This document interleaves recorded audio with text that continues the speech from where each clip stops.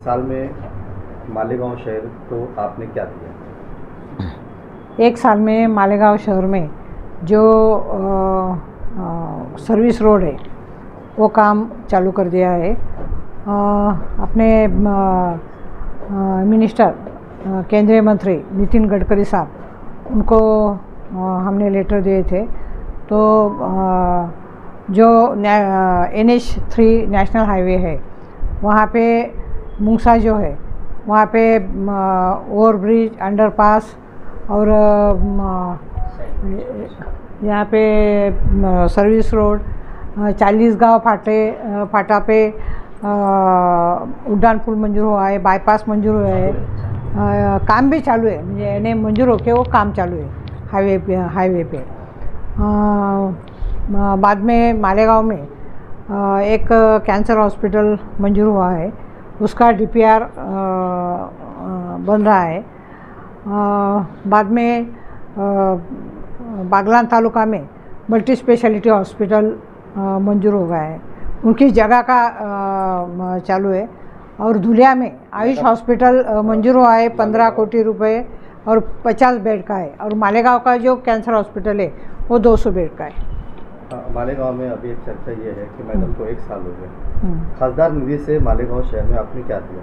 कल मुस्तकिम डिग्निटी इनकी press conference हुई, उन्होंने कहा कि खासदार की 6 कॉन्स्टिट्यूंसी आती है, जिसमें से 5 जगहों पर उन्होंने अपनी निधि दी है, लेकिन जहां सबसे ज़्यादा वोट उनको मिले हैं और जहां सबसे ज़्यादा मालेगांव शहर आपको जीत के देने की वजह से झेल रहा है मुसीबतें, वहाँ कुछ नहीं मिला आपकी निधि से। नहीं, मालेगांव शहर में भी हमने काम खासदार निधि में से पकड़े है, उसका टेंडर प्रोसेसिंग जो है वो चालू है और जल्द से जल्द वो काम शुरू होंगे। क्या काम है आप बता सकते हो? नहीं, रास्ते के है, सामाजिक सभागृह है, वाचनालय है, अभ्यासिका है, और केंद्र के जो अमृत 2 निधि है, अमृत योजना जो है 2, वहाँ से वो फॉलोअप करके वो महानगर पालिका को निधि आ गया है।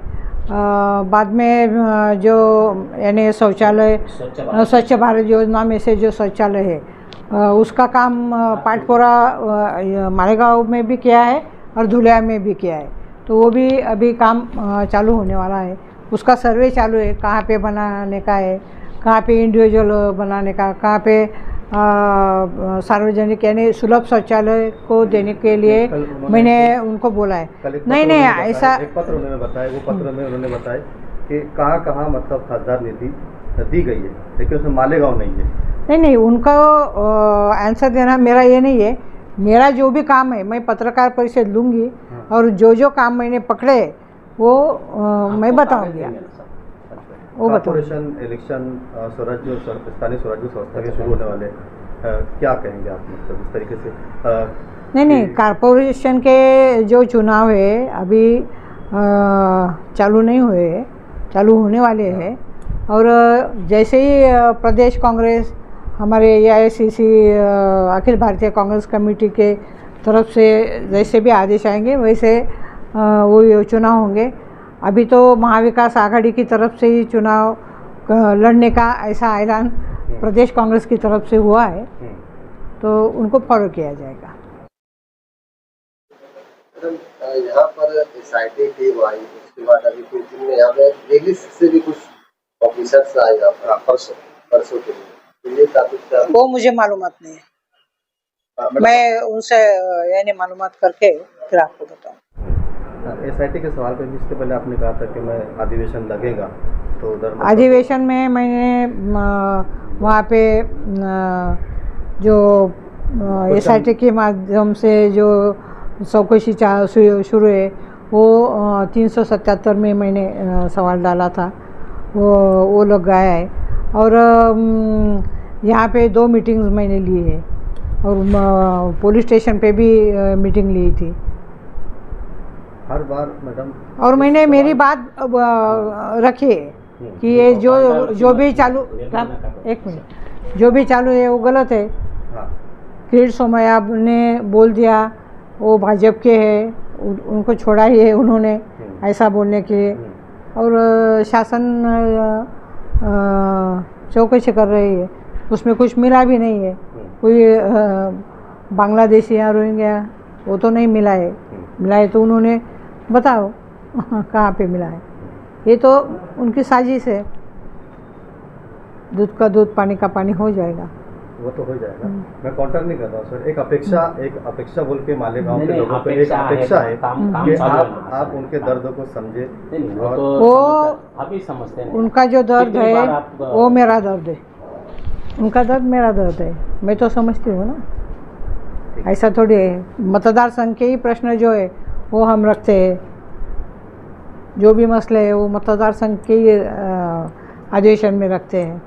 रहमतुल्लाहि बरकात। आज लीला चैरिटेबल फाउंडेशन की जानिब से एक मेमोरेंडम देने आए थे हम शोभाताई बच्चों साहब को। उनको एक मेमोरेंडम इस तर्ज़ पर दिया है कि मालेगांव शहर के अंदर एम्बुलेंस की ज़रूरत है। एम्बुलेंस लीला चैरिटेबल की जानिब से इन्हें ये लेटर था कि अगर एम्बुलेंस लीला चैरिटेबल के ज़िम्मेदारों को दिया जाए तो ये फ़ीस अभी लीला चलाएंगी, मालेगांव शहरियान को फ्री ऑफ चार्ज सर्विस देंगी।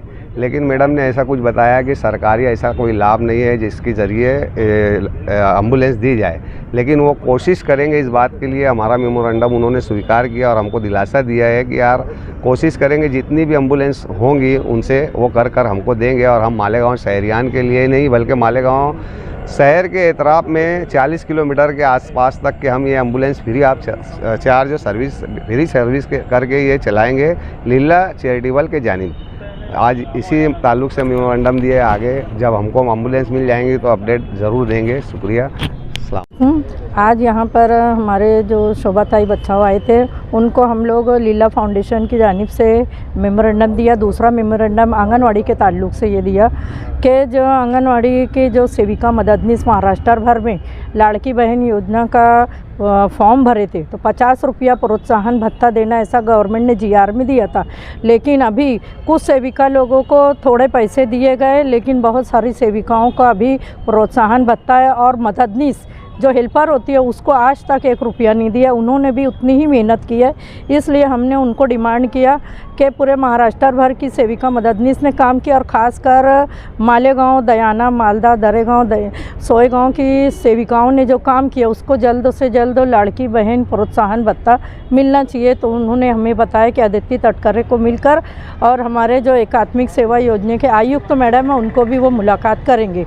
दूसरा मेमोरेंडम हमने दिया कि मालेगांव शहर में अभी जो पद उन्नति हो रही है, जो मददनीस है उसको सेविका किया जा रहा है, लेकिन गेजेट को नज़रअंदाज कर दिया जा रहा है।